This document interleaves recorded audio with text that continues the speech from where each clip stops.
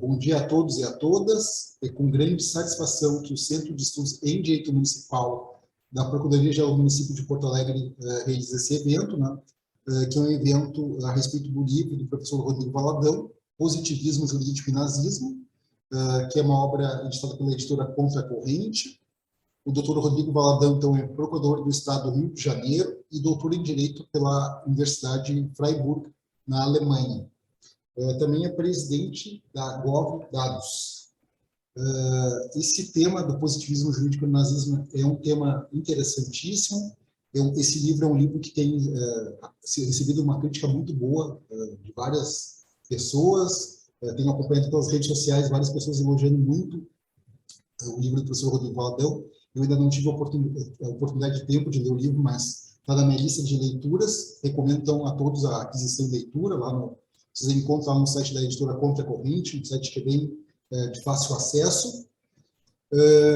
Então, agora, sem mais delongas, esse evento, é bom lembrar, esse evento faz parte também das atividades acadêmicas do Programa de Residência Jurídica da PGM e também é aberto ao público. O professor Rodrigo Valadão gentilmente aceitou que essa palestra seja gravada e, posteriormente, então, será colocada lá no canal no YouTube da PGM. Então, recomendo a todos também, depois, se quiserem rever ou indicar para outras pessoas, que entrem no canal da PGM de Porto Alegre, lá no YouTube. Então, doutor Rodrigo, agora sem mais delongas, passo a palavra ao senhor, para o senhor falar um pouco, então, desse livro, Positivismo Jurídico e Nazismo. Muito obrigado.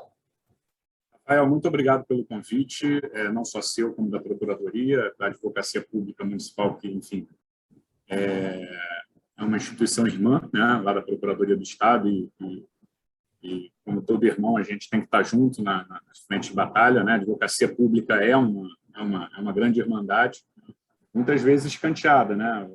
Muitas vezes não recebe aí a mérito ou atenção que deveria. Então, compete a gente aí realmente estreitar esses laços e, enfim, se preparar para as batalhas que são diárias, né? Quem lida com a advocacia pública lida todo dia aí com essa tensão governo, lei, que é sempre complicado. Mas, cara, é uma honra. Estou aqui para não só para vocês em específico, mas para a advocacia pública em geral. Se precisarem de mim, por favor, contem comigo. Tá? O Rafael pediu só para eu falar um pouco da GovDados antes de falar sobre né, o nosso tema. Eu, há cerca de 2 anos, comecei a estudar a Lei Geral de Proteção de Dados, quando eu estava na diretoria da Escola Superior da Procuradoria do Estado do Rio. Como se fosse uma lei que eu deveria me atualizar, enfim. Tinha um curso em São Paulo do INSPER e resolvi ir lá fazer, porque tinha uma amiga minha que estava falando, você tem que estudar isso, você tem que estudar isso. E, enfim, resolvi ir lá e, assim, eu lembro que em 5 minutos de aula eu vi como que o assunto, não só proteção de dados, mas direito digital, era um mundo novo, entendeu? Eu não estava conhecendo absolutamente nada. No que diz respeito à Lei Geral de Proteção de Dados, de forma específica, eu levei a preocupação ao Procurador-Geral na época, mas se hoje ainda é uma preocupação distante dos gestores, imagine isso há 2 anos atrás, né? Então, assim, a recepção foi basicamente nula e eu recebi aquele, é importante, quer fazer, então faz aí, entendeu? Algo mais ou menos assim, sem estrutura nenhuma, sem nada, e eu tinha que começar um projeto de adequação da Procuradoria, fui designado de PO da Procuradoria, e tinha que começar um projeto do zero. Como que eu começo isso? Não fazia a menor ideia, não sou gestor público, não conheço planejamento de projetos, enfim, de gestão. Então, eu tomei um baque, né? E eu comecei a procurar gente que estivesse fazendo isso. Então, foi quando surgiu ali a necessidade da gente... Eu pensei, poxa, se houvesse uma associação de não necessariamente servidores públicos, mas de profissionais que lidam com as especificidades da LGPD voltadas ao serviço público, né? Teria me ajudado bastante. E à medida que eu fui conhecendo gente da área, começou essa necessidade começou a ver, né? A gente começou a ver que era comum, e aí a gente lançou. Na verdade, a gente ficou 1 ano conversando como que seria essa associação, pensando no modelo, um grupo bem pequeno de início, tá? Mas temos 2 conselheiros da NPD, o Fabrício Alves e o Fernando Santiago. Tem também o André Sucupira, que era o DPO do CERP até pouco tempo atrás, agora ele é diretor jurídico, então, e o Luciano Bandeira, que é o DPO do CNJ. Então, assim, um pessoal muito bom. né, a gente começou a pensar isso há cerca de um ano, começou a, né, rolar estatuto. Há cerca de 4, 5 meses a gente abriu para mais gente, porque a gente achou que estava muito clubinho, né? Então, a gente precisava de mais um grupo, aumentar um pouco esse escopo subjetivo para a gente poder ter mais representatividade, o negócio ter um pouco mais de substância. E a gente alargou, cada um convidou as pessoas mais próximas que estão ali na área, a gente aumentou para 14 grupos, que é o grupo de fundadores. E a gente, por exemplo, ouvidora do SUS, DPO do Ministério da Economia, DPO do TCM de São Paulo. Então, esse é um grupo bem heterogêneo, né? Mas é um pessoal que está preocupado, primeiro, em fazer o network, né? Ou seja, debater as questões, mas também pautar, eventualmente, o debate na área pública. Ou seja, quando tiver... Agora vai ter sair uma convocação da NPD para discutir, né, subsídios para a edição da resolução da normatização da função do encarregado. Então, por exemplo, a gente vai tentar encaminhar um representante legal de dados. A gente vai discutir internamente, né, e levar as proposições. Então, a ideia é essa. Quem quiser, né, a gente tem, é só entrar lá no nosso site, www.govdados.gov.br. Se esse www não estiver funcionando, tente aquele clássico https://govdados.org.br. Deve funcionar, um dos dois funciona. Por que eu estou falando deve? É que, nesse início, tudo está sendo feito com base na camaradagem. Entendeu? Então, por exemplo, a pessoa que está fazendo desenvolvimento de site para a gente está fazendo na hora vaga. Então, a gente está sem dinheiro. Agora que a gente já conseguiu a primeira leva de sócios, a gente já está com 50 associados. Então, muitas pessoas já pagaram anuidade. Então, a gente está começando a ter fôlego para fazer algumas coisas. Mas, então, a gente está aí nesse momento exatamente de início. Quem quiser fazer parte, basta entrar lá no site, tem lá a área de associes, né? E, basicamente, os requisitos são esses. Ou ser servidor público, ou, ainda que não seja servidor público, está aí na iniciativa privada, mas trabalha com projetos ou questões ligadas à LGPD na área pública, pode ser também pesquisador, entendeu? Professor, enfim. Então, a gente é um pouco restritivo, né? Não aceita qualquer um, no sentido de que a gente quer manter uma qualidade técnica, sempre todo o pedido de associação é levado ao Conselho de Fundadores, e a gente também não quer... Já tem algumas associações por aí que, enfim, não tem representatividade ou muito, enfim, os assuntos não são bem discutidos, então a gente quer realmente formar um grupo bem coeso. Quem quiser, faz lá o pedido. Se tiver qualquer dificuldade, Rafael, se quiser passar o meu contato, pode passar o meu contato, a gente tenta facilitar, entendeu? Se tiver algum problema, mas é isso, está aqui feito o convite. Bom, vamos falar um pouco, então, da minha tese, mas antes de falar da tese, deixa eu só fazer uma pergunta, Rafael, quanto tempo mais ou menos você espera que eu fale? Uns 40 minutos. Tá, então vou fazer uma abordagem mais curta. A minha tese não começou, demorou 8 anos para ser feita, né? Mas, na verdade, ela não começou nem há 8 anos, ela começou há cerca de 20 anos. Eu lembro que quando eu estava, não sei que força a lenda do positivismo tem aí no Sul, eu tenho certeza que no Rio a força é maior, né? Mas aí no Sul tem o pessoal do direito alternativo, então acho que além do Rio de Janeiro é um espaço que a lenda teve bastante espaço para ser difundido. E eu lembro que quando eu estava na universidade, né, eu já não gostava muito da ideia de direito natural, na época eu era um marxista convicto, hoje não mais, mas essa ideia de direito natural já não me agradava muito. Mas eu sempre lembro das pessoas falando muito mal do Kelsen, ou da teoria pura de direito, enfim. E eu lembro que um dia, despretensiosamente, numa aula, nem lembro qual era a matéria, o professor, né, a gente falando de hierarquia de normas, o professor, eu sustentei a hipótese que a lei complementar não tinha hierarquia sobre a lei ordinária, eram leis do mesmo grau hierárquico. O professor, automaticamente, pirâmide de Kelsen. Constituição, lei complementar, lei ordinária. Tá bom, vamos lá ver o que esse tal de Kelsen falava. Eu sempre fui um cara curioso, e resolvi checar a fonte. Quando eu abri o Teoria Geral do Estado, do Direito do Estado de 45, aquilo foi uma epifania para mim, né? Foi quando o direito, lá por volta do 6º, 7º período, fez sentido na minha cabeça. Falei, caramba, isso é fazer ciência. até então a gente estava discutindo emoções na faculdade. O que é justo, o que não é justo, enfim. Falei, cara, isso é fazer ciência, isso é realmente entender. Agora entendi por que eu estou na faculdade. E aí comecei a estudar Kelsen, comecei a estudar positivismo em geral, e eu lembro que a reação das pessoas, né, quando eu falava alguma coisa, não, mas isso daqui, direito é isso, não, mas isso daí é positivismo. Kelsen está superado, porque essa teoria foi a teoria que legitimou o nazismo na Alemanha. Bom, mas não faz muito sentido, né? Primeiro, pelo pouco que eu conhecia a teoria dele, e segundo, porque Kelsen era judeu, né? Foi perseguido, foi um dos caras que mais sofreu com as perseguições dos nazistas. Então, assim, não fazia sentido tanto quando a gente olha a questão da vivência prática, né, de como as coisas funcionam, como quando eu olhava para a teoria dele. Não fazia sentido, não casava mais. Eu, na época, estudante universitário, nós tínhamos aí figurões do direito falando o contrário, escrevendo o contrário, professores de universidades públicas, enfim. E eu, durante todo esse tempo, né, fui um keuseniano ali um pouco reservado, né? Não reservado, eu nunca tive vergonha de me assumir keuseniano positivista, mas eu sempre apanhei muito por causa disso. Todo lugar que eu chegava falava de Kelsen, não, mas isso, pô, você é nazista? Eu cansei de ouvir isso, não foi uma ou duas vezes, você é fascista. Então, assim, no meu mestrado eu já trabalhei com Kelsen, mas ainda não trabalhei com a lenda. Isso tudo que eu estou falando para vocês é 97, 98, 99, tá, pessoal? Ou seja, bastante tempo. E aí, no mestrado, eu já queria trabalhar com isso, não consegui, porque realmente era um passo maior do que eu podia dar. Em 2013, quando eu comecei meu doutorado, na verdade, em Girona, tive ali um problema com o meu orientador, que é meu amigo, não foi um problema pessoal, foi um problema realmente de orientação, ele achava que eu devia por um caminho, eu queria ir por outro.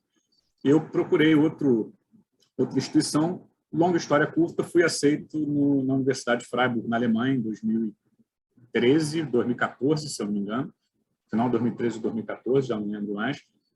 Só que na época nem alemão eu falava, né? Eu realmente comecei do zero, comecei a estudar alemão para poder fazer a pesquisa e para poder depois, enfim, escrever a tese. Então, esses últimos, até fevereiro do ano passado, esse foi o meu percurso, né? Foram 8 anos estudando a língua, fazendo a pesquisa, escrevendo uma tese em 2 línguas, em português, né? Depois que eu terminava o capítulo em português, eu, junto com o tradutor, fazia ali a tradução para o alemão, defendi essa tese em fevereiro do ano passado, ela foi aprovada, e o livro demorou ainda mais um pouco, porque eu ampliei bastante e corrigi alguns pontos, enfim, antes da publicação, e também eu esperei um artigo do professor Fernando Leal, da Fundação Getúlio Vargas do Rio, que fala, é o primeiro artigo em língua portuguesa, o primeiro trabalho em língua portuguesa que fala sobre a lenda do positivismo jurídico no Brasil. Então, assim, eu achei que seria muito interessante, isso iria enriquecer bastante a obra, né? Além desse, né, da gente trazer realmente a experiência alemã, entender, dar o primeiro passo para entender como que isso funciona no Brasil. Eu não sei como era aí no Sul, pela minha experiência indireta por meio dessa ideia do direito alternativo, creio que essa ideia da lenda do positivismo também fez um sucesso por aí muito grande, mas aqui no Brasil, aqui no Rio de Janeiro, ela sem dúvida foi o mito fundante do direito brasileiro pós-88, seja no direito constitucional, no direito administrativo, no direito civil, principalmente na UERJ. Na UERJ, enfim, era um lugar comum, nenhuma teoria era desenvolvida senão com bases pós-positivistas. E o que o meu livro tenta demonstrar, na verdade, é que essa ideia, digamos, pós-positivista de uma supremacia dos valores sobre a norma formal foi justamente o que, ao contrário do que diz a lenda, foi exatamente o enfraquecimento do positivismo e essa busca inalcançável, né, pela metafísica dos valores que, em última análise, perseguindo o sublime, levou à barbárie nazista. Como que o livro foi dividido? Como que a pesquisa foi dividida? Ela foi dividida, ela tem uma introdução, 3 partes e para quem não viu o livro, não sei se eu mostrei, tá aqui. Ela é dividida em 3 partes, né? Uma introdução, 3 partes e um epílogo. A introdução, meu primeiro problema era o seguinte: o que é o positivismo jurídico? O primeiro problema já começa daí. Como que a gente define positivismo jurídico? Eu preferi uma abordagem menos precisa. Por quê? Eu lembro que eu comecei a escrever a tese, né, o que é o positivismo. Quando eu olhei, eu já estava com 25 laudas, ou seja, daqui a pouco eu já estava escrevendo uma tese só sobre o que é positivismo. Eu falei, olha, chega, e literalmente joguei fora tudo isso. Na verdade, joguei fora, está guardado. É um artigo que eu quero desenvolver para mais tarde, mas, enfim, eu preferi uma abordagem muito mais leve, né? ao invés de olhar ali na minúcia o que é ou não positivismo, quais são as 10.000 correntes, eu preferi me afastar o máximo possível do fenômeno e tentar analisar a partir do simples, né? Qual é a ideia que nós temos sobre o direito? Existem basicamente duas formas da gente ver o direito. Ou o direito é ligado a uma ideia de justiça, ou seja, existe uma ideia de justiça que pode ser revelada por meio da razão, da intuição, da fé, e essa ideia de justiça ela é evidente por si só, então não faria sentido um direito que não estivesse de acordo com essa ideia de justiça. E, de outro lado, uma noção mais desencantada do direito, né? Ou seja, a ideia de que o direito, na verdade, pode não ser justo, né? Na verdade, a maioria das vezes não é. Por quê? Porque o direito decorre de uma autoridade, ou seja, uma autoridade que tem poder suficiente para impor uma norma. Então, essas duas abordagens, basicamente, a gente conhece como direito natural e positivismo jurídico, são a base do conhecimento do direito ocidental. Quando a gente pensa em filosofia e teoria do direito, essa é a base. Claro que quanto mais próximo a gente vai olhando no microscópio, existem diversas correntes. Existem correntes, como, por exemplo, a Escola Histórica do Direito na Alemanha, que ela é disputada se ela é positivismo jurídico ou se ela é direito natural. Eu, por exemplo, até pouco tempo atrás, entendia que ela era direito natural. Hoje eu já entendo que ela é uma escola positivista, embora não positivista nas mesmas linhas de Kelsen, por exemplo. Mas eu não entrei nessas minúcias, então o primeiro capítulo, né, a introdução é basicamente essa. Olha, existem duas formas de entender o direito. Uma, que é o direito como ideia, isso é muito importante para tudo que eu vou falar, ou seja, é uma Rechtsidee, ou seja, o direito como ideia, e essa ideia de direito, que pode ser acessada pela intuição, pela fé ou pela razão, diz o que o direito é. E o direito não tem como fugir disso. O direito que não se coadunar com essa ideia, direito não é. Ponto. Existe uma outra forma que define que o que importa para a qualificação do direito, ou seja, para dizer que o direito é direito, o que importa é que determinadas autoridades no tempo e no espaço tenham se engajado com aquilo, tenham reconhecido que aquilo é direito, sendo aquilo justo ou injusto. Não significa que essa questão da justiça ou da injustiça do direito não possa ser posta. Agora, abre-se aí uma diferenciação entre a teoria do direito. O que é a teoria? É descrever as coisas como elas são, ou seja, eu vou fazer uma teoria da gravitação universal, eu quero entender como que funciona a lei da gravidade. Outra coisa é especular, por exemplo. Bom, será que o fundamento último da existência é uma corda, né? Como nós temos, por exemplo, hoje a teoria das cordas, que não é uma teoria, porque ela não é empírica. Então, assim, a gente está especulando sobre as diversas possibilidades, isso é um problema filosófico. Então, basicamente, a gente destaca, né?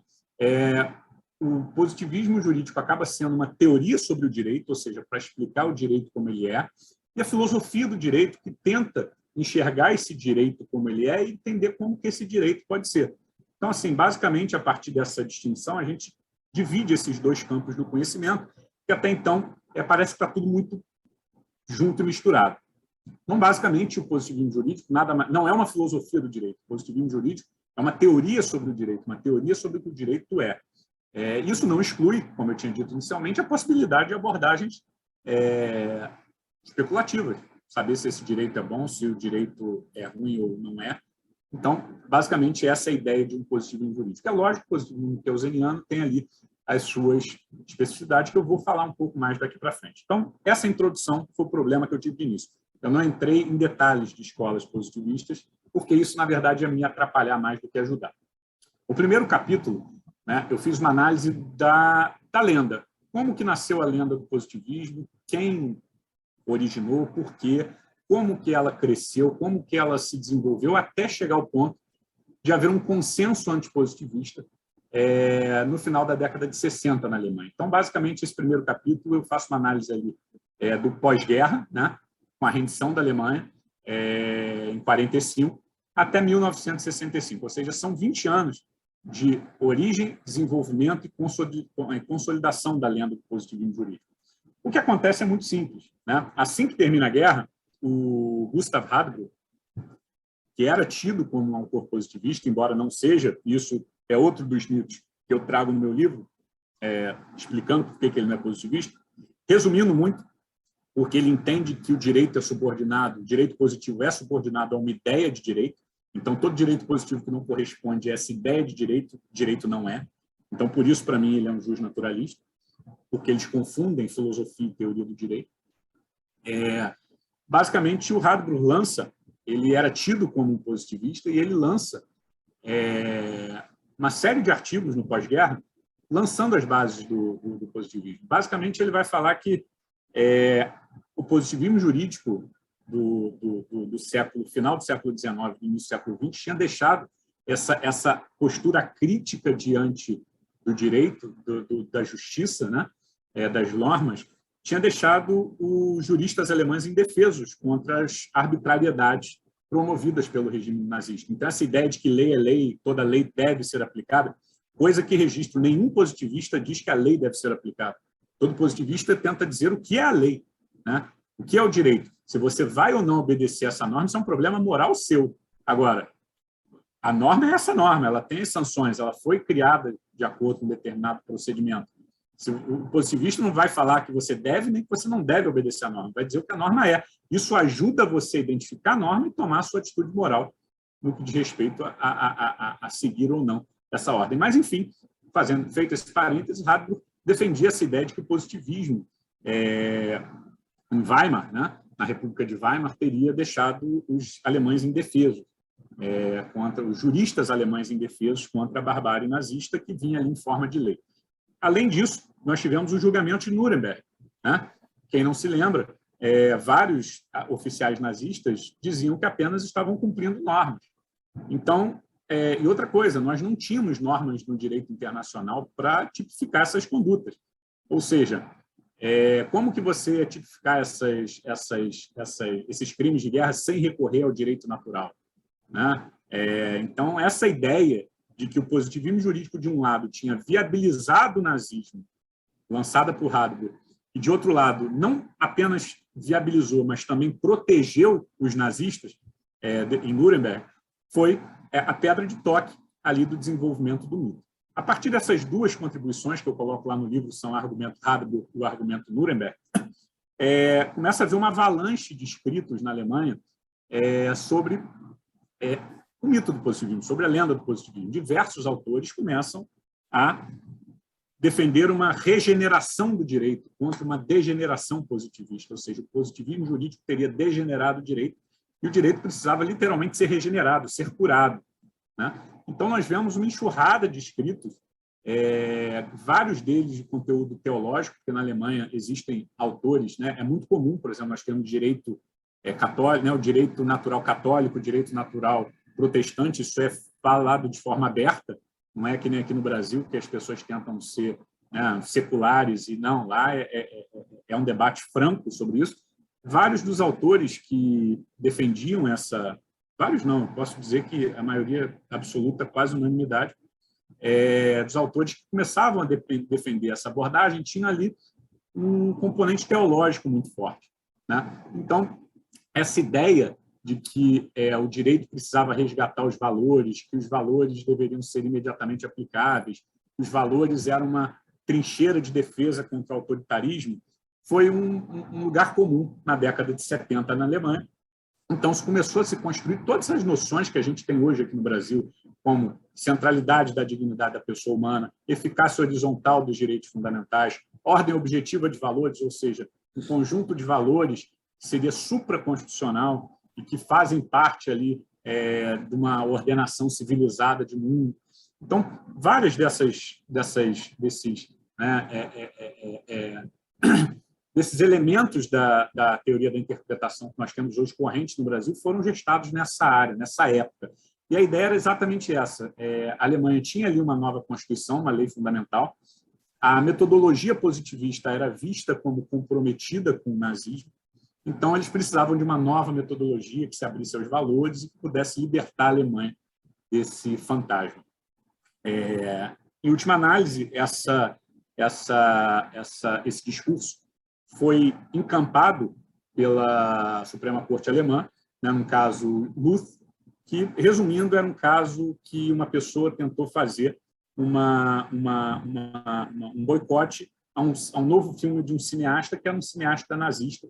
Então, era uma questão ali sobre o direito ao boicote, se podia ou não, se o direito ao boicote era legítimo ou não. A Suprema Corte Alemã, invocando direitos de uma ordem objetiva de valores, né? Ou seja, nada positivado de acordo com a dignidade da pessoa humana, uma coisa bem assim aberta, entendeu que o boicote era possível e tal, e então foi a primeira decisão sobre a eficácia horizontal dos direitos fundamentais, essa ideia de que a Constituição se aplica imediatamente, independentemente de mediação legislativa a todos os poderes, esse pacote de novas teorias da interpretação que nós ouvimos falar aí a partir da década de 80 no Brasil.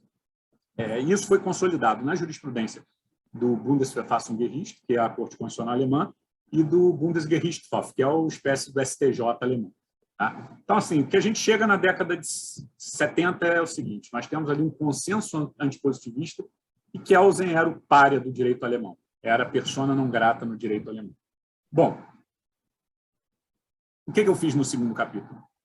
Bom, então vamos analisar efetivamente como que o positivismo jurídico se relacionou com os juristas alemães, tanto na época de Weimar quanto na época do nazismo. Para isso, eu tentei começar já ali em 1919, né, que é ali a fundação da República de Weimar. Quando eu comecei a fazer essa análise, eu comecei a ver que eu precisava voltar muito mais atrás na história, né? E aí, esse segundo capítulo, na verdade, eu começo em 1800. Ou seja, o que eu faço no segundo capítulo é uma espécie de etimologia, desenvolvimento do positivismo jurídico na Alemanha. Ainda sob essa premissa, né? O positivismo jurídico não necessariamente como uma corrente, mas essa ideia mais abstrata, né? De direito enquanto autoridade. Como que essa ideia surge na Alemanha? Então, o primeiro capítulo é basicamente sobre isso. E o que eu comecei a entender nesse primeiro capítulo? As origens do positivismo jurídico estão ligadas basicamente ao desenvolvimento da democracia liberal. Isso é muito simples. Quando a gente pega na França, por exemplo, vamos pegar o caso francês, que é muito fácil de entender. Na França, quando nós tínhamos ali o antigo regime, que era um regime aristocrático, com base no direito natural, teológico, né, aquela camadas sociais, né, você tinha o proletariado, a aristocracia que tinha direitos, a plebe que não tinha direito nenhum, enfim. E nós temos ali uma classe em ascensão, que é a burguesia. Essas duas classes, aristocracia e burguesia, ficam ali disputando o poder. Chega um momento que a burguesia, desculpem, consegue impor as suas pautas e rompe com o antigo regime, ou seja, acaba com aquela sociedade estamental e começa a ditar ali a organização do Estado. Então, o que nós temos, nesse momento, é um confronto entre o direito natural religioso, teológico, ligado ao antigo regime, e o direito natural liberal, né? Ou seja, essa ideia de que a liberdade é inata, a liberdade é inerente a todos os homens. Por quê? Porque o direito natural nada mais é do que um instrumento de batalha. Ele serve para as pessoas, estimular o coração das pessoas, para que as pessoas lutem por isso.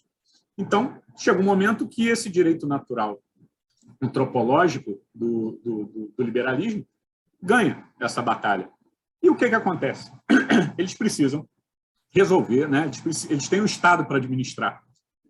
Só que os próprios liberais já tinham visto o potencial revolucionário do direito natural. E mais, eles não precisavam mais invocar Kant sobre a essência da autonomia dos homens para resolver os problemas concretos de contrato, né? Tínhamos ali cláusulas contratuais para resolver sobre entrega, sobre prazo, sobre financiamento. Então, assim, não fazia mais sentido filosofar sobre isso. Nós precisávamos de regras claras, objetivas, para resolver os problemas do dia a dia. Surge, por isso, a primeira escola, né, surge aí o Código de Napoleão e surge essa ideia proto-positivista, que até hoje é o que a gente entende como positivismo, que é a escola da exegese, ou seja, o juiz é a boca da lei. A lei contém todas as soluções, né? O juiz apenas aplica a lei. E, claro, se a gente for pensar, os juristas daquela época, né, quem eram? Eram aristocratas. Então, você faz uma revolução, você agora, que é a classe dominante, diz o que é o direito, e você vai deixar a outra classe que você acabou de tirar do poder dizer o que esse direito que você criou é. Não, você vai criar toda uma estrutura para limitar o poder dessa classe, né? Então, o positivismo na França, esse proto-positivismo, surge dessa maneira. Se a gente pega na Inglaterra, por exemplo, Jeremy Bentham, que defendia o código, o que ele falava era basicamente isso. Esse direito místico do direito natural era uma coisa para iniciados. A gente precisava de coisas concretas, objetivas, coisas que o povo pudesse ler e entender. Olha, o código está aqui, diz isso. Não é não, princípios de justiça aqui, né, sempre com palavras muito rebuscadas. Então, essa dessacralização do direito, desencantar o direito, significa aproximar o direito do seu real destinatário, que é o povo. Então, essa era a ideia liberal do direito, né? Era uma ideia de desencantar o direito. Isso é muito bonito na França e na Inglaterra. Quando a gente pega, por exemplo, na França, a Revolução Francesa foi em 1789. Então, toda essa batalha se deu ali no século XVIII, né? 1700, até 1800. Quando chega ali final de 1830, isso já está mais ou menos consolidado, pelo menos na França, na Inglaterra e nos Estados Unidos, né? Foram os países que tiveram a revolução, as grandes revoluções liberais. Essas ideias começam a chegar na Alemanha, que era basicamente um país rural. Quando a gente pega em 1848, por exemplo, a quantidade de carvão queimada na Alemanha inteira era menor do que a quantidade de carvão queimada em Londres. Então, a gente entende como que a Alemanha é um país subdesenvolvido quando comparado com esses países. Essas ideias revolucionárias, né, da Revolução Francesa, da Revolução Inglesa, americana, começam a chegar na Alemanha. O que vocês acham que acontece? A aristocracia vai, não gostei dessas ideias, é muito legal? Não. Essas ideias começam a ser taxadas como o quê? Como invenções estrangeiras, como uma coisa que não era compatível com a germanicidade, com a essência do povo alemão, tanto que todo o século XIX, de 1800 a 1900, o principal objetivo das ciências sociais era discutir o que era ser germânico, ou seja, essa contraposição do que era ariano, germânico, do que era estrangeiro e, portanto, degenerado. Só que o liberalismo vai chegando na Alemanha. Aos poucos, a Alemanha vai se desenvolvendo. Então, essa briga entre aristocracia e burguesia começa a acontecer. É lógico que, num grau mais disperso no tempo do que aconteceu na Inglaterra e na França, onde o processo foi muito rápido, mas ela ocorre. Na Constituição de 1848, por exemplo, foi abolida a sociedade estamental de classes, né? Mas ainda não havia uma representação parlamentar. Na Constituição de 1871 já havia o início de ideia de representação parlamentar. E olha só uma coisa interessante.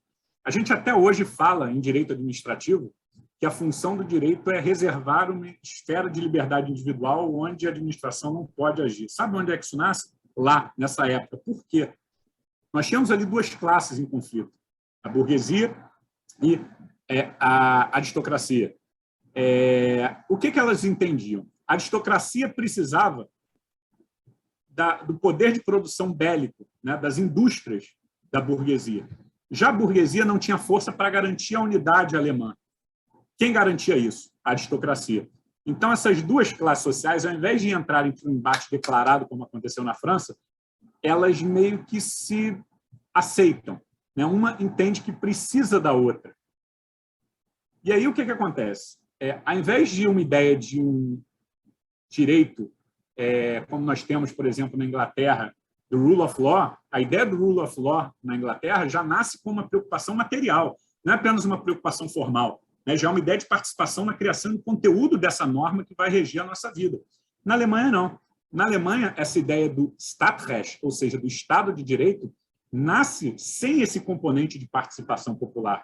Ele nasce como uma composição entre aristocracia e burguesia. Em que sentido? No sentido de que o direito deve ser criado, ele deve garantir um espaço de liberdade. Pouco importa como esse direito vai ser criado, mas o direito, a função do direito é limitar o poder do monarca. Frente a quem? Frente à burguesia. Isso explica por que na Alemanha, por exemplo, os movimentos socialistas foram muito fortes.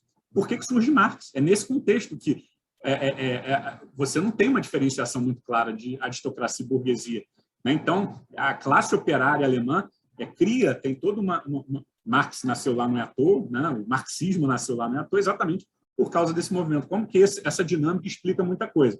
Só que essa trégua entre burguesia e aristocracia dura pouco, né? A burguesia vai ganhando espaço, vai ganhando poder, a aristocracia vai perdendo, isso é normal, o país vai se desenvolvendo, há o fim fatídico na Primeira Guerra Mundial e, como ressurgimento da Alemanha em 1919, foi criada a República de Weimar, que foi efetivamente a primeira república democrática da Alemanha.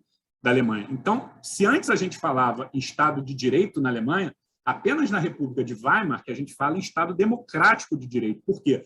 Porque apenas na República de Weimar a representação parlamentar tinha efetivamente a possibilidade de criar leis, de mudar todo esse passivo do direito natural, do direito antigo, do direito aristocrático e criar um novo direito.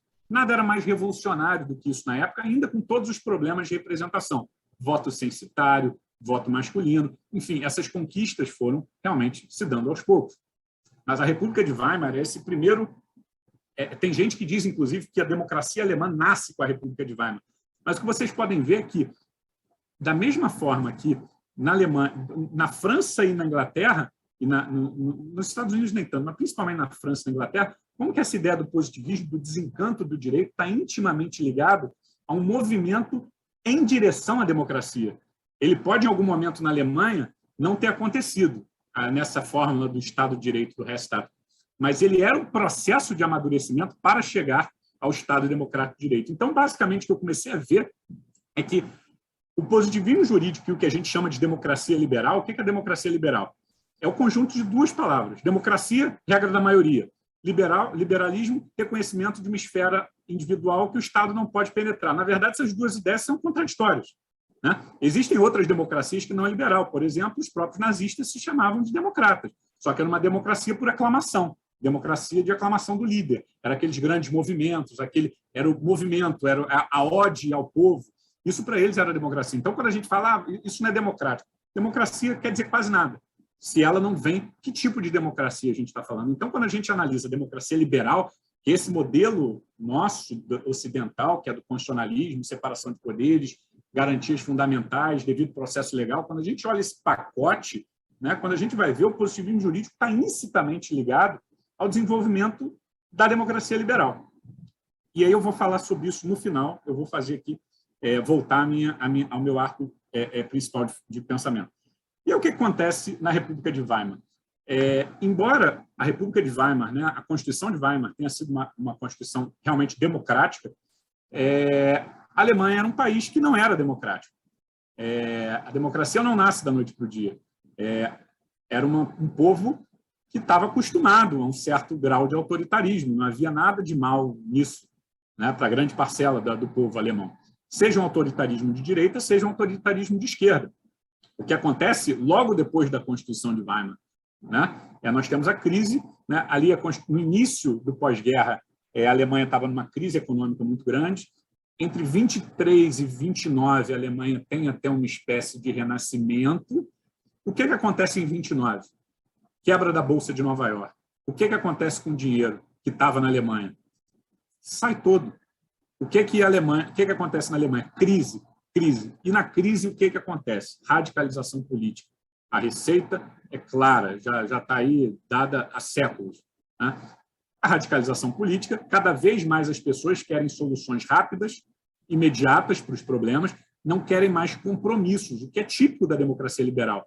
Democracia liberal, você não tem inimigo, você tem opositor, você tem situação e oposição, você constrói consensos provisórios, você dialoga, e diálogo demora tempo. Diálogo pressupõe que você esteja querendo dialogar, né? Coisa que, num ambiente de crise econômica, crise política, enfim, essas soluções fáceis começam a querer, né, chamam mais atenção. Então, existe um ambiente de radicalização muito grande na Alemanha. E começa, na República de Weimar, exatamente essa ideia do positivismo jurídico como uma leitura da democracia liberal, como essa ideia do Estado Democrático de Direito, né? Tem ali uma certa primazia entre 1871 e 1918, e é verdade que houve, né? Mas a gente ainda está falando de um proto-positivismo, a gente está falando de Paul Laband, né? Ou de Gerber, que falavam basicamente o seguinte: olha, o direito, a função do direito do Estado não é dizer qual é a essência do Estado, é colocar limites ao Estado, depois que a gente faz até hoje, né? Ou seja, quando a gente estuda direito administrativo, é entender os limites da atuação estatal perante o direito individual, ponto. Ou seja, isso foi lançado lá em 1871 ali pela escola que a gente chama Escola Gerber-Laband. Mas esses caras não estavam preocupados em entender a essência do direito. Eles estavam preocupados em resolver problemas concretos. Olha só coisa interessante, voltando uma casa atrás. Quando o Laband ele olha a Constituição do Segundo Império, de 1871, o que ele fala? Bom, nós temos um texto constitucional. Nós temos, de outro lado, eu não quero mais ficar perguntando qual é a essência do Estado, eu preciso de regulamentar a atuação do Estado, eu preciso desenvolver esse Estado constitucional. Ele olha para o lado, ele tem lá na Alemanha a histórica do direito, que era uma teoria, embora com um conteúdo conservador muito grande, porque ela funciona como uma reação ao liberalismo estrangeiro. Quando essas ideias de que o parlamento pode criar o direito completamente novo começam a chegar na Alemanha, o que os aristocratas fazem? Não, o direito não é criado pelo parlamento. O direito, esse direito romano-germânico, né, derivado ali do Sacro Império Romano-Germânico, essa ideia da germanicidade, da Alemanha como sucessora do Império Romano, nós temos um direito que vem desde a fundação do Império Romano, essa ideia de que o direito pode ser modificado por lei. Olha que ideia revolucionária do positivismo, né? Ou seja, qualquer lei pode ser modificada, pode ser conversada e chegada a novos compromissos. Foi desenvolvida toda uma técnica por essa escola histórica do direito de interpretação desses textos antigos. Você interpreta a parte de acordo com o caput, tudo isso é sistematização, né? O especial revoga o geral. Tudo isso foi desenvolvido pela escola histórica. O que o Laband olha? Ele olha para o lado e vê uma metodologia de interpretação de texto privado. O que ele faz com isso? Ele pega essa metodologia e aplica no direito constitucional. Ou seja, essa ideia, por exemplo, que os pós-positivistas brasileiros têm de que a função do pós-positivismo é dar dignidade ao texto constitucional, isso é Laband, isso é positivismo do século XIX, entendeu? Os caras estão muito atrasados nessa. Então, olha só que coisa revolucionária. Ele pega essa ideia, subverte essa ideia conservadora e dá ao liberalismo alemão uma potência revolucionária muito grande. Começar a interpretar a Constituição como texto. E aí, o direito constitucional alemão, o direito público alemão, se desenvolve muito a partir de 1870. Só que o Laband não estava preocupado em qual é a essência do direito, relação do direito com a justiça. O que o Laband queria era resolver os problemas do direito tributário, por exemplo, do Estado alemão, do direito administrativo do Estado alemão. E aí, para isso, surge, né, essa ideia do positivismo estatutário, que é esse próprio positivismo. Só que, olha só, ainda não é uma teoria consciente de si mesma, ainda não é uma metateoria, não é uma teoria que explica uma teoria. Na verdade, é uma teoria feita para resolver problemas concretos. Então, houve, sim, uma ascensão do positivismo ali no Segundo Império Alemão, tá? Principalmente por obra do Laband, só que esse positivismo começou a ser enxergado na República de Weimar como algo arcaico, né? Como algo que não atendia mais às necessidades do Estado alemão. E aí se abre uma frente de batalha, que a gente até hoje conhece como disputa metodológica. De um lado, Kelsen, tentando dar consequência, né, desenvolver esse positivismo, agora sim, num campo de uma metateoria do direito, ou seja, criar uma teoria não para explicar a realidade, sim criar uma teoria para explicar a teoria. Essa é a função do Kelsen, né? E, de outro lado, nós temos um grupo que se destaca por 3 juristas que estão simplesmente querendo jogar toda essa metodologia positivista fora, que são o Carl Schmitt, o Hermann Heller e o Rudolf Schmid. O Schmitt e o Schmid eram conservadores e o Hermann Heller era de esquerda. Embora o Hermann Heller não fosse um totalitarista, ele tinha alguns escritos com um teor um pouco mais autoritário. Em comum, não só desses 3 autores, mas em comum com toda essa tendência do direito alemão, era exatamente um retorno à ideia da germanicidade.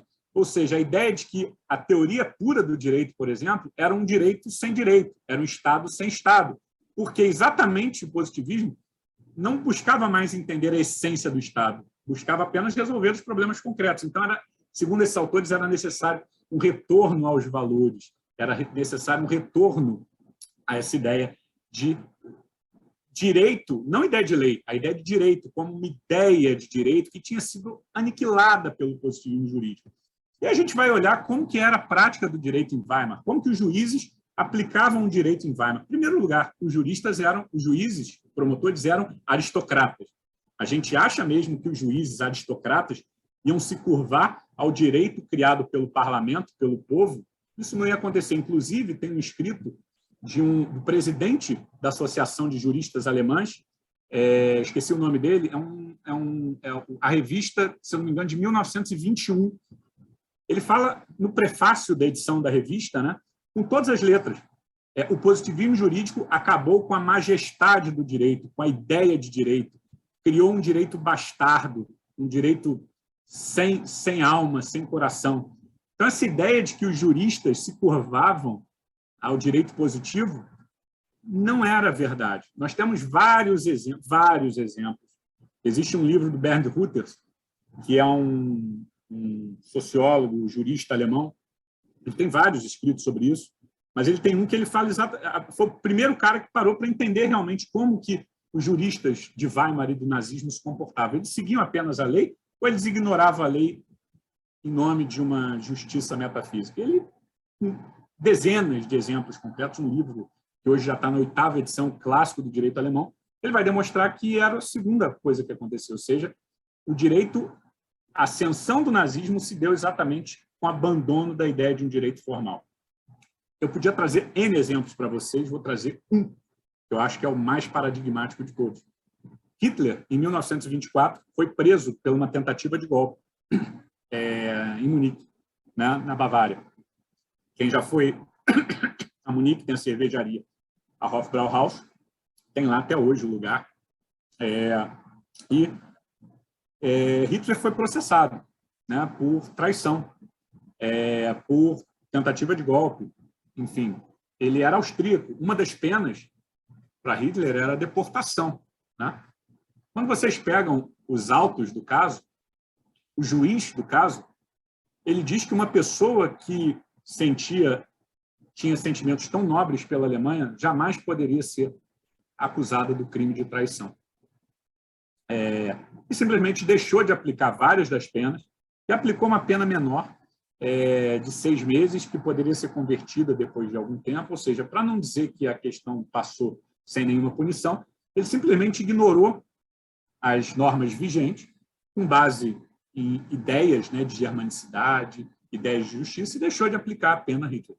Então, assim, esse é apenas um dos diversos exemplos que nós temos, desde Weimar, né, em toda a República de Weimar, como que se consolidou justamente o contrário do que disse Hadley. O que houve, na verdade, foi um desencantamento do direito formal, um retorno a essa ideia de direito.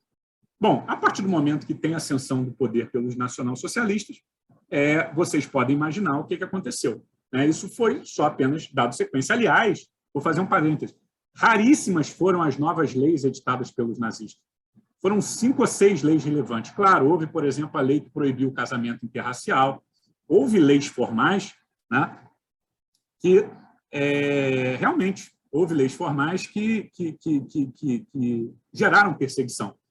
Mas o principal mecanismo de sustentação do nacionalsocialismo era simplesmente uma releitura, uma filtragem, ou seja, todas as normas positivas deveriam ser filtradas de acordo com a ideologia nacionalsocialista. Ou seja, essa ideia que nós temos hoje de filtragem constitucional é mais ou menos a mesma coisa, só que o parâmetro, ao invés de ser a Constituição, era a ideologia nazista. E aí, o resto é história. Por exemplo, a garantia positivista de nulla pena sine legem foi trocada pela evidência do nulla crime sine pena, ou seja, não deve haver crime sem pena.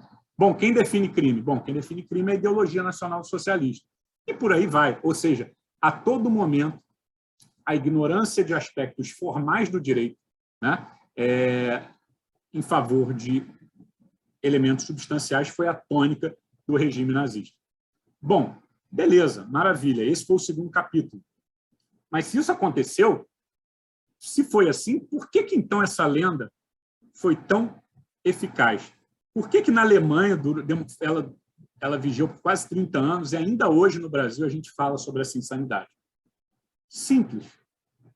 Quem eram os positivistas?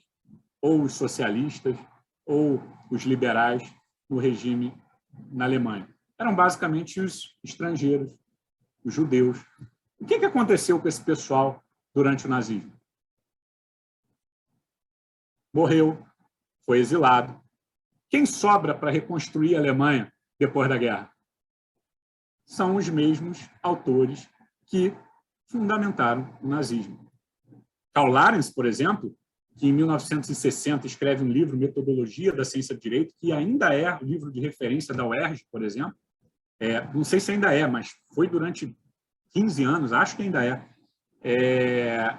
Esse autor, que é celebrado como o grande autor que, né, da pauta da ordem objetiva de valores, né, desse novo marco pós-positivista, esse é o Karl Lahrens.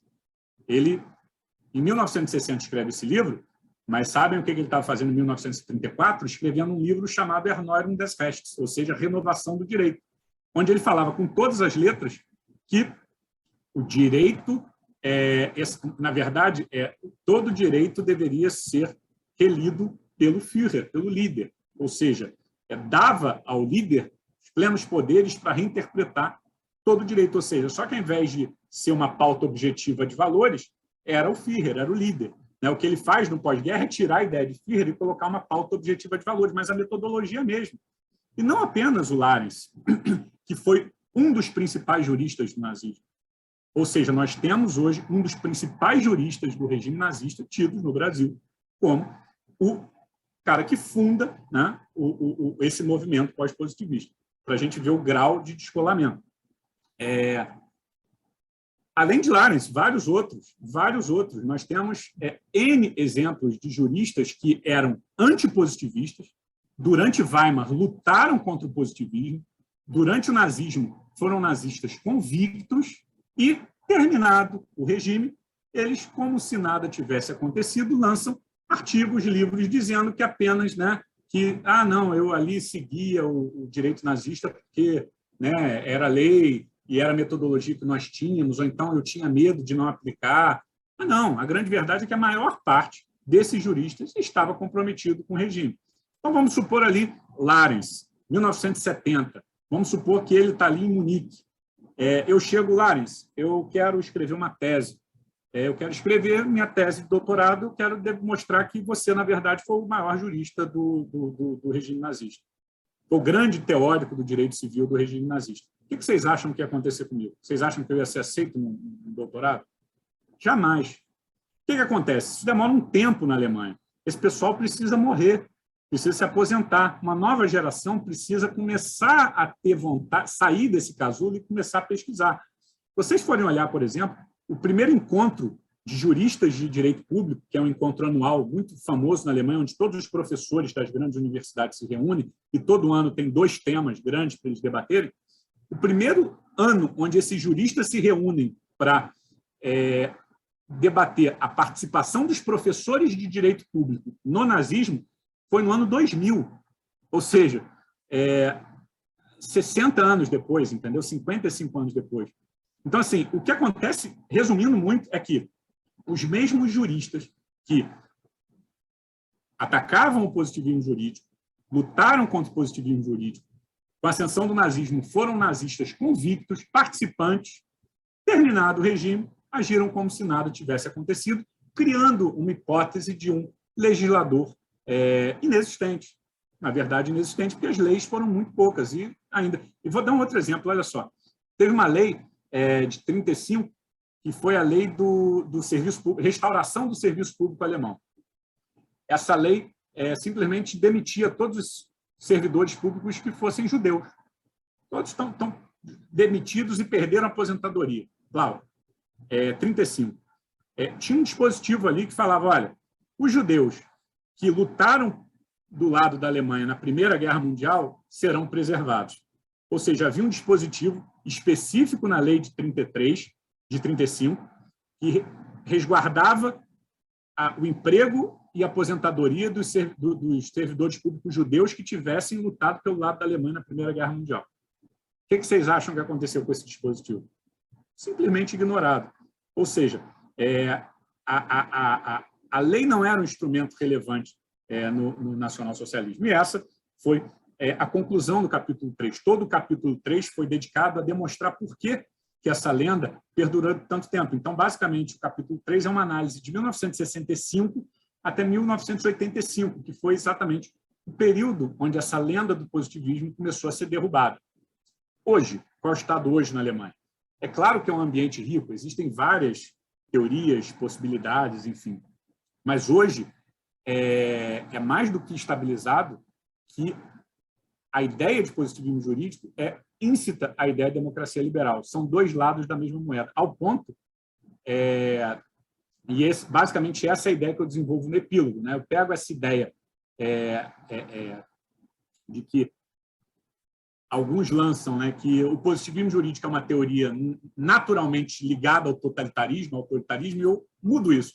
Eu tento demonstrar que é exatamente o contrário. O positivismo jurídico, muito pelo contrário, é uma teoria desenvolvida pelos mesmos autores, publicadas pelas mesmas editoras,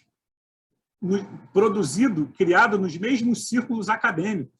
Ou seja, positivismo jurídico e democracia liberal são irmãos siameses, por assim dizer, né? Então, eu não vou entrar muito aqui, que a gente já esgotou o tempo, mas o epílogo do livro eu faço essa provocação. Tá, gente? Eu acho que é mais ou menos esse o recado que eu queria dar. Eu agradeço aí pelo convite e me coloco aqui à disposição para debate. Professor Rodrigo, não, foi um prazer escutá-lo. Eu acho que nós recebemos, acho que mês passado, o professor Fábio Ulloa Coelho, e o professor Fábio tem um livro, como, se não me engano, para entender Kelsen. Isso. Então, nós conversamos um pouco, né? Que Kelsen, eu acho que é um dos autores mais conhecidos e falados, mas um dos menos lidos, eu acho que são um dos mais falados e um dos menos conhecidos. Isso. Então, a gente falava sobre isso, né, com o professor Fábio Ulloa Coelho. Então, eu achei muito interessante a proposta do seu livro, então, também para entender um pouco desse autor tão falado, mas pouco conhecido. Né. A respeito do direito alternativo que o senhor falava, né, realmente aqui no Rio Grande do Sul foi muito forte esse movimento de direito alternativo, né. No entanto, ele ficou muito centralizado em um grupo de juízes, assim, e era uma minoria, digamos, era liderado pelo desembargador, não sei se já não é aposentado, Hamilton Bueno de Carvalho, né? Eu não sei, nós temos aqui vários residentes, né? Esse movimento de direito alternativo, ele, digamos, tem seu auge lá no início da década de 90, né?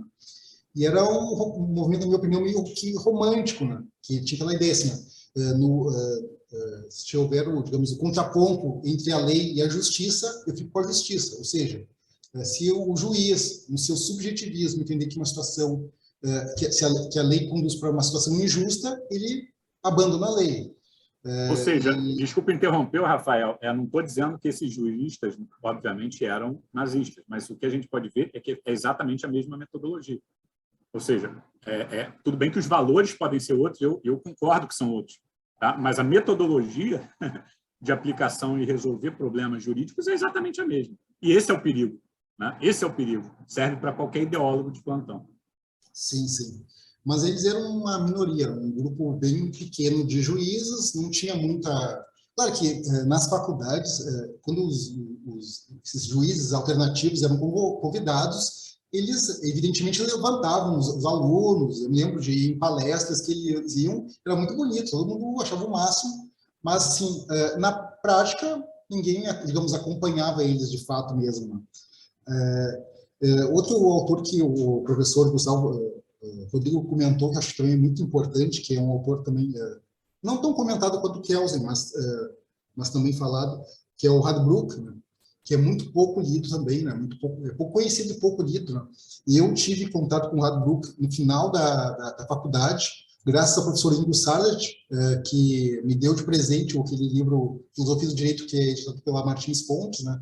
Então, no final da faculdade, acabei tendo contato com o Radbruch, que também é um autor muito importante.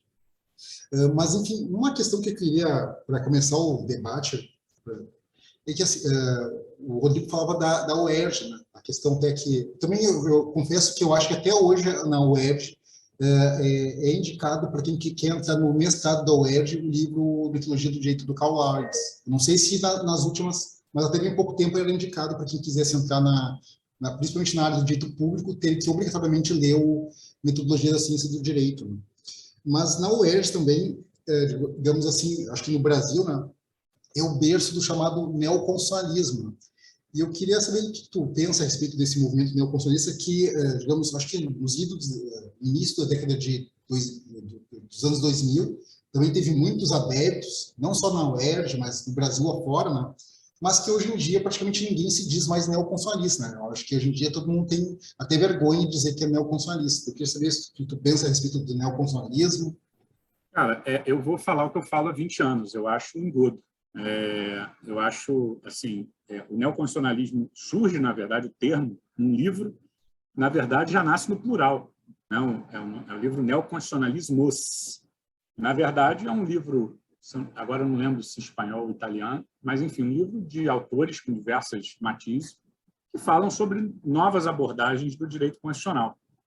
E, ok, existem várias abordagens possíveis, abordagens positivistas, antipositivistas, não positivistas, nós podemos trabalhar em diversas formas. Não tem problema nenhum com isso. Só que no Brasil, isso foi vendido como uma evolução. Eu lembro que, quando eu estava no mestrado da PUC, teve um professor que veio dar aula, eu já era kelseniano, já gostava de Kelsen, lia Kelsen, o professor veio falando como uma evolução, direito natural, positivismo, pós-positivismo, e hoje nós estamos no neoconstitucionalismo. E aí ele começava a falar, não, porque o positivismo jurídico, Kelsen era muito preocupado ali com os códigos, não estava preocupado com a Constituição. Eu interrompi, eu falei, professor, desculpa, onde Kelsen escreve isso? Onde que ele... desculpa, ele fala... E mais, se a gente pega o constitucionalismo antes de Kelsen, a Constituição era entendida como um repositório de ideias, era uma declaração política, não tinha força vinculante. Kelsen faz justamente da dignidade normativa esse documento. Fala, olha, sobre todas essas leis existe uma grande lei. Isso é lei, é norma, condiciona as outras. Ou seja, Kelsen foi exatamente o contrário. Ele estava muito menos preocupado com o código e muito mais preocupado com a Constituição. Então, assim, onde que o cara tirou isso? Eu falei, desculpa, professor, Kelsen tem, sei lá, 500 escritos, eu tenho grande parte deles, alguns em 5 idiomas que eu coleciono, enfim. Eu gosto disso, onde Kelsen escreve isso? Ele, não, segundo falam de Kelsen. Tá, essa foi a primeira. Aí teve uma outra questão, que não lembro exatamente como é que foi. Essa foi a do código. E também a outra, acho que a outra foi, não, porque para Kelsen tudo é lei. De novo, onde? E aí, tipo, você começa a ver que, na verdade, aconteceu, de certa forma, o que aconteceu na Alemanha. Nós tínhamos um direito, nós tínhamos um regime ditatorial, não era totalitário, mas era autoritário. Existe uma larga diferença. Não estou querendo passar pano para a ditadura militar brasileira. Foi ditadura violenta, sangrenta, blá, blá, blá, blá, blá, horrível. Mas, se a gente comparar, por exemplo, com o que houve na Alemanha com o totalitarismo, não dá para comparar o grau de severidade. De qualquer forma, o Brasil passou por uma experiência traumática de um regime autoritário. Ele olha para o mundo... A gente está falando de que década isso daí, gente? Década de 80. A gente olha para o mundo... a gente precisa de no Brasil, a gente não constrói as próprias coisas, a gente precisa trazer de fora. A gente olha para o mundo... Quem é o grande modelo de Estado que passou por uma ruptura totalitária e saiu como um grande exemplo de democracia? A Alemanha. O que a Alemanha está produzindo ali na década de 80? Ainda eu minto, por exemplo, se vocês pegarem Paulo Bonavides, sem dúvida é um democrata, sem dúvida é um grande autor. Paulo Bonavides estudou em Heidelberg na década de 50. Onde que Radbruch lecionava na década de 50? Onde que... Heidelberg. Ou seja, esses juristas brasileiros, né, por exemplo, Ricardo Lobo Torres, foi aluno do Canaris, que, por sua vez, foi aluno do Larens. Esses autores brasileiros que estudaram na Alemanha, que desenvolveram a metodologia constitucional brasileira, não estou falando daqueles palpiteiros, não, estou falando pelo menos aqueles que estudaram lá. Eles estudaram na Alemanha na década de 50, 60 e 70, que era realmente onde essa lenda era a base da teoria jurídica alemã. Então, eles trouxeram o que havia de ponta lá, mas, enfim, eles não houve uma atualização demonstrando que isso foi superado, que o que aconteceu foi justamente o contrário. Então, o que acontece? A gente, nesse afã de encontrar um modelo que pudesse dar dignidade normativa ao direito, o que a gente fez com isso? A gente produziu exatamente o contrário. Hoje em dia, qualquer juiz resolve qualquer coisa com base em qualquer princípio. E aí? Porque existem normas, o dignidade da pessoa humana. E aí? O que isso resolveu? O que isso trouxe? O que isso trouxe de concreto, de desenvolvimento jurídico institucional, a não ser a criação de uma nova aristocracia, que são, né, os membros da justiça, e, de certa forma, não sejamos hipócritas, eu vou me colocar aqui, porque eu, mal ou bem, sou procurador do Estado do Rio. Né? Tudo bem que a gente não tem as mesmas garantias de Ministério Público e magistratura, mas o que a gente conseguiu com isso, com esse retorno aos valores, foi empoderar Ministério Público e magistratura, principalmente. Ou seja, e poder significa status, significa todas as coisas, menos segurança jurídica. Por quê? Porque poder, vai abrir mão de poder? Não. Você vai delegar o poder ao parlamento? Não. Então, isso que a gente está vendo, esse caos jurídico que a gente está vendo, eu falava isso há 20 anos.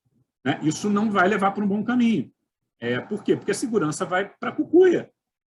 Então, na verdade, o que o neoconstitucionalismo fez, né, primeiro, não estou dizendo que não haviam autores sérios, tá, que realmente acreditavam, que estudaram, que fizeram o dever de casa. Houve gente de bem intencionada que acreditava nisso. Não todos, talvez a minoria, mas havia. Agora, como movimento, o neoconstitucionalismo não apenas foi um grande engodo, para mim, representou um grave atraso no desenvolvimento jurídico brasileiro. Por quê? Olha só, a gente tinha uma Constituição cidadã, que foi fruto da participação popular como nunca antes. Em que sentido a gente deveria ter encaminhado? Fortalecimento do parlamento. Para qual caminho que a gente foi? Fortalecimento do judiciário. Então, assim, a gente literalmente teve uma chance perdida.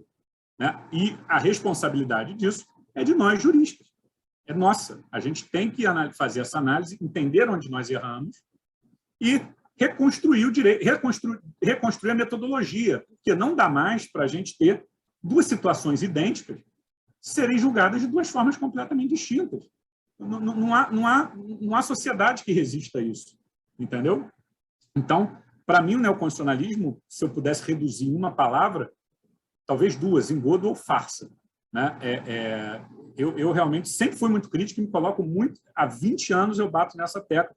Não estou querendo dizer aqui que eu sempre tive razão, eu sou profeta, nada disso, mas assim, era óbvio que esse desapego à lei, né, na verdade, geraria problemas maiores do que iria resolver. Então, sendo nem um pouco politicamente correto respondendo a sua pergunta, eu acho que era essa daí, a minha resposta. Concordo plenamente. Eu, lá em 2009, quando escrevi minha dissertação, acabei também entrando nessa onda do neoconstitucionalismo e fui muito nessa onda do neoconstitucionalismo. Acho que muitas pessoas, mas acho que com o passar do tempo, as pessoas começaram a exercer seu poder de reflexão e começaram a ver que realmente muitas das pautas, digamos, neoconstitucionalistas eram, na verdade, um engodo. Mas aproveitando o gancho, nessa linha também, né, o ministro Barroso, que era, acho que, um neoconstitucionalista, e tem até um texto que ficou muito famoso, né, sobre o neoconstitucionalismo, né, e ele fala hoje em dia, né, a respeito dos papéis das cortes constitucionais. Né, ele fala do papel contra-majoritário, representativo e iluminista. Né, e eu queria que tu falasse, de repente, um pouco desse papel iluminista, que eu acho que é o mais problemático, né, desse papel iluminista de uma corte constitucional e, no caso aqui, do STF. Né. Eu sou um grande admirador do professor Barroso, sou amigo dele, gosto muito dele, acho que é um cara que foi relevantíssimo para o desenvolvimento do direito brasileiro, apesar de ter sido um dos grandes defensores dessa ideia de neoconstitucionalismo. Mas eu acho, assim, que ele vai bem até, e mesmo assim, com muita cautela com a ideia contra-majoritária. Tá? Por quê? Se você analisa as cortes constitucionais, isso, principalmente a alemã e a americana, elas têm um histórico de ser contra-majoritário. Em que sentido? Normalmente nós temos um governo mais conservador e nós temos uma corte mais liberal, e vice-versa. Tá? Então, normalmente as cortes acabam colocando um pouco de limitação à política parlamentar. Isso é saudável, só que isso foi feito de uma forma... eu ainda não fiz nenhum estudo empírico, é um negócio que eu queria estudar para entender como foi isso. A minha intuição não testada é que o próprio modelo de escolha dos magistrados leva a isso. Por quê? Porque nós temos ali, o magistrado se aposenta ou morre. Então, nós temos um juiz conservador que escolhe. Ele escolhe 1, 2, 3.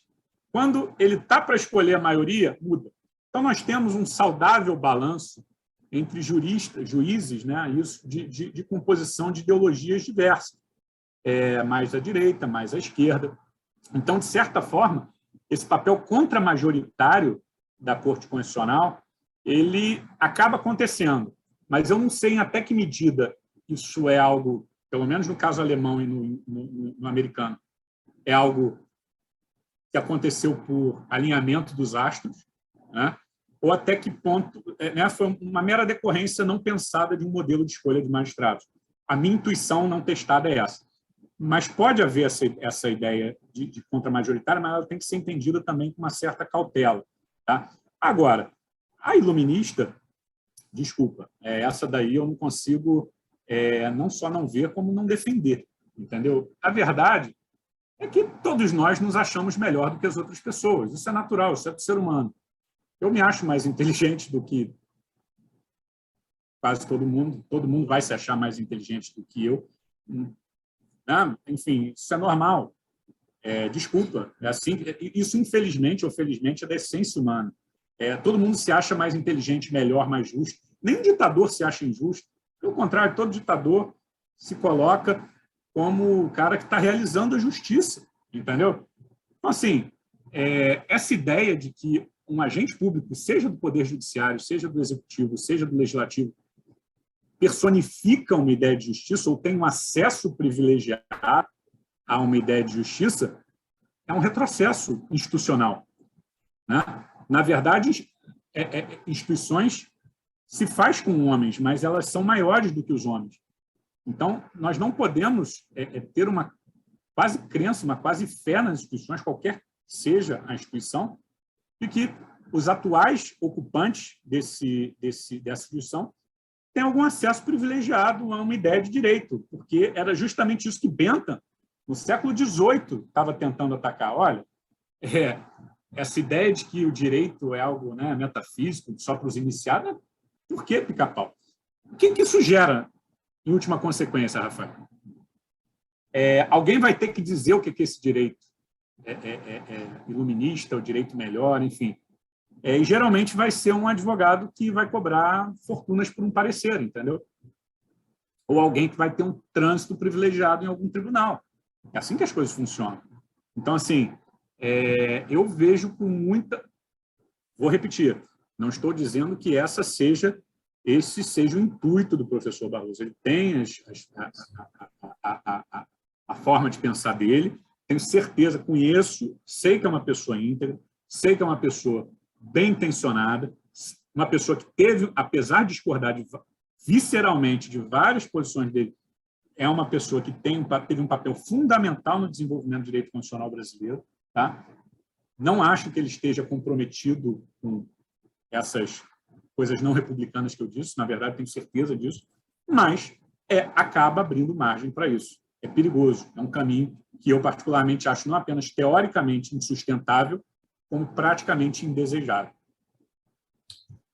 Maravilha. Nós temos aqui uma pergunta no chat do colega Casagrande. O professor falou do julgamento de Hitler, que pegou uma pena menor. Aqui no Rio Grande do Sul, um simpatizante nazista foi preso e pegou apenas 4 anos de prisão. Ou seja, regime semiaberto ou cesta básica. A história está se repetindo. Como resolver isso? Eu não conheço esse caso específico aí do Rio Grande do Sul, não sou penalista, não sei qual era a pena aplicável. Vamos lá. Então, assim, não dá para fazer uma comparação direta entre os casos. Para a gente ser responsável, a gente precisa, quando compara 2 casos, a gente vai ter que comparar, né, isso é direito comparado, a gente vai ter que olhar o ordenamento dos dois, como foi desenvolvida a metodologia, como se chegou à construção de uma decisão.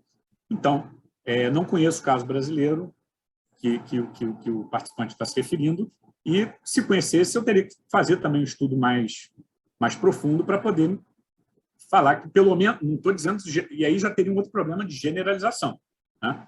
Ou seja, a gente poderia, eventualmente, falar que, nesse caso, a história se repetiu, mas daí dizer que também isso é a tônica do direito brasileiro também é um degrau acima que a gente precisaria de muitos mais elementos para poder fazer uma afirmação dessa. Eu, particularmente, eu tenho muito cuidado, tá, com a falácia da redução ao nazismo, né? Ou seja, tudo que eu não gosto, tudo que eu discordo é nazismo. Claro que o nazismo existe, é claro que há um aumento da ideologia neonazista, não só no Brasil, como no mundo. É lógico que isso é perigoso, mas a gente tem que ter cuidado, porque durante muito tempo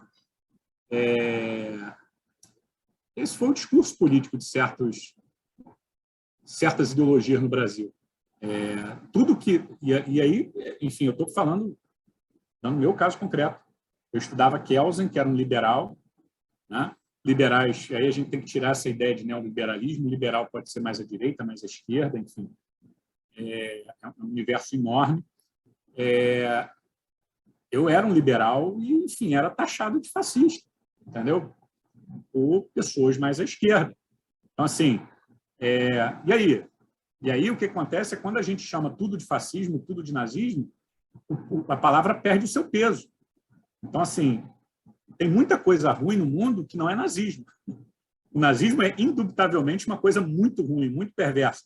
Mas existem muitas outras coisas no mundo tão perversas quanto o nazismo. Então, assim, a gente tem que ter um pouco de cuidado, né? Quando a gente faz esse tipo de comparação. Então, assim, eu precisaria, respondendo a pergunta do participante, eu teria que primeiro analisar o caso concreto para saber se nos casos houve alguma semelhança. E aí isso é um problema de direito comparado. E mais, caso tenha havido uma semelhança entre esses dois casos, a gente pode dizer que é uma tendência no direito brasileiro, como foi uma tendência no direito alemão. Cara, isso é um problema muito mais complicado. Entendeu? Que a gente afirmar sim ou não, a gente precisa ter subsídios muito concretos para a gente não ser uma pessoa responsável. Maravilha. Uma coisa também, aproveitando, como a gente disse, a Kelsen é um autor pouquíssimo conhecido, né? De modo geral, as pessoas conhecem o seu livro mais, digamos, conhecido, que é o Teoria Pura do Direito, né? Mas ele tem uma série de outros livros. Eu queria, assim, aqui, como nós estamos com nossos residentes, né, queria que tu pudesse indicar, de repente, para quem quiser se aprofundar mais do Kelsen, de repente, qual livro que tu acha que representa, digamos, a essência do pensamento do Kelsen, quais livros seriam interessantes para quem quiser aprofundar esse estudo? Rafael, essa é uma pergunta excelente. Kelsen escreveu cerca de 500 artigos, livros. Tem muita coisa, tem livros onde eles são reedições, que mudam algumas coisas. Se eu tivesse que sugerir um escrito do Kelsen, Teoria Pura, edição de 1934. Não é aquela da Martins Fontes, tá? Que a gente encontra por aí com mais facilidade. Essa da Martins Fontes é edição de 1960, é a Teoria Pura, segunda edição. Eu falo a Teoria Pura, primeira edição de 34, que acabou de sair, cerca de 6 meses, eu acho que não mais que isso, uma tradução direta do alemão pelo professor Alexandre Trivosino. Baita keuseniano, baita estudioso. Ele gosta um pouco do pós-positivismo, então é um grande amigo meu, um cara. Por isso que eu sempre, quando eu critico pós-positivismo, neocondicionalismo, eu tento falar que, né, eu faço questão de falar que tem gente séria estudando isso. O Alexandre é um grande exemplo, tá? Um cara sério, bem intencionado, ele e conhece Kelsen à beça. Acabou de lançar uma tradução da Teoria Pura de 34. Então, eu não lembro agora qual editora, mas depois eu posso mandar para você. Não, estou com ele aqui, calma aí, dá um segundo que eu acho. Não está, não achei. Enfim, achei. Não achei. Ele acabou de lançar, então, quem só tiver um livro para ler do Kelsen, Teoria Pura, edição 34. Existem outros escritos que são muito interessantes. O escrito, por exemplo, O que é Justiça, que está no livro O que é Justiça, é um baita de um artigo, né? Existe um outro artigo que, se eu não me engano, está naquele Jurisdição Constitucional. Deixa eu pegar, peraí, deixa eu achar aqui. Esse eu acho que eu sei onde é que está. Tem um artigo aqui do Kelsen, nesse livro aqui da Martins Fontes, Jurisdição Constitucional, que é fundamental, que é muito bom. que são dois, na verdade, desse livro que eu indico. A Garantia Jurisdicional da Constituição.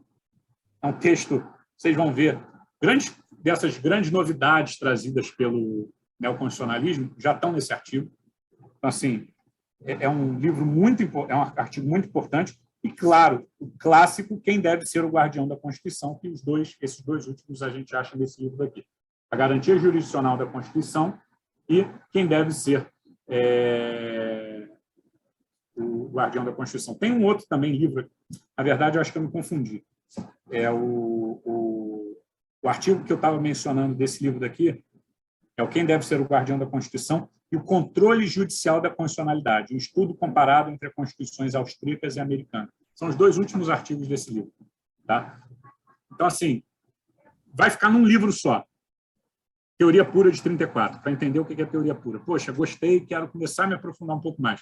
O que é justiça, que está no livro O que é Justiça, e esses dois artigos desse Jurisdição Constitucional. E aí, quem quiser fazer um mergulho ainda mais profundo, pode me procurar, que eu tenho prazer. Eu estou coordenando, junto com o professor Alexandre, inclusive, na UFMG, um fórum, né, um fórum permanente de estudos sobre Kelsen e sobre a teoria pura do direito. Então, quem quiser, tiver aí, por exemplo, um mestrado, um doutorado, quiser fazer alguma pesquisa sobre Kelsen, pode procurar a gente, que a gente consegue fazer junto da UFMG. Tá? Um outro livro que eu acho que é bem importante também do Kelsen, que eu tive contato mais recentemente, é o Teoria Geral do Direito do Estado também, que eu acho que é uma obra também importante dele. Cara, todas as obras são importantes, né? Mas esse, por exemplo, Teoria do Estado de 40, esse é de 45, é um livro mais encorpado, e já é um livro que Kelsen está muito preocupado em apresentar a teoria dele para o direito americano. Então, digamos, já é um Kelsen um pouco menos raiz, entendeu? E para a gente não é tão importante essa conexão com o direito americano. Por isso que eu prefiro os escritos anteriores à ida de Kelsen para Estados Unidos, que foi em 38, se eu não me engano. Então, por isso que, assim, para mim, os melhores escritos de Kelsen são ali de 1920 até 1935, até o exílio dele, né, onde ele estava voando, produzindo, enfim, as grandes obras dele. Não que as outras sejam ruins. Teoria Geral do Estado de Direito é um baita livro, quem puder ler, leia, sem dúvida. Mas já é um voo, né, já é um mergulho bem mais profundo no Kelsen. Tá. Pessoal, mais alguma pergunta, algum questionamento?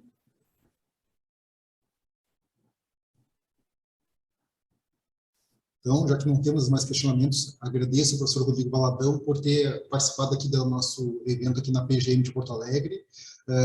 Essa pandemia ela teve muitos efeitos perniciosos, né? Muitas mortes, muitas coisas tristes, mas uma coisa, digamos assim, positiva que essa pandemia trouxe de alguma forma, né?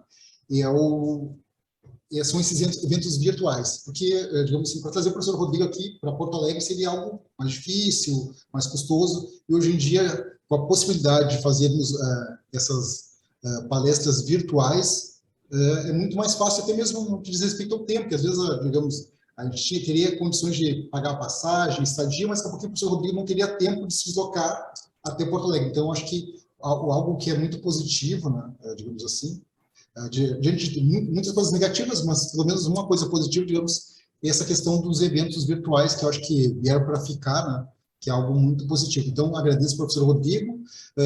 Achei muito interessante também essa questão da BOV Dados. Acho também tenho muito interesse nessa temática. Aqui na PGM, nós, inclusive, organizamos, no ano passado, um e-book sobre a LGPD aplicada aos órgãos públicos, né? Depois eu posso passar para o professor para dar uma olhadinha nesse e-book nosso. Então, aqui na PGM, nós temos muito interesse no tema.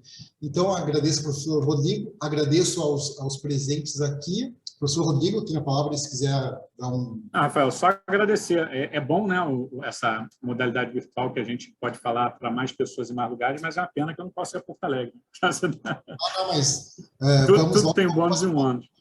Isso. Aqui na PGM, nós estamos, agora em abril, acho que nós teremos nossa primeira palestra presencial. Nós trazemos um provedor do estado de Pernambuco, o Rafael Nogueira. Vai ser o primeiro desde o início da pandemia que vai comparecer aqui virtualmente. Então, aos poucos, nós estamos retomando. Então, logo, Quando quiser me convidar presencialmente para Porto Alegre, já está aceito para qualquer que seja o evento. Eu já aceito o convite. Rafael, obrigado. Só tenho a agradecer a vocês, agradecer a paciência e a audiência de todo mundo, e obrigado pelo convite e contem comigo. Então, tá, muito obrigado. Agradeço ao professor Rodrigo, aos presentes, e até a próxima. Tchau, pessoal. Obrigado.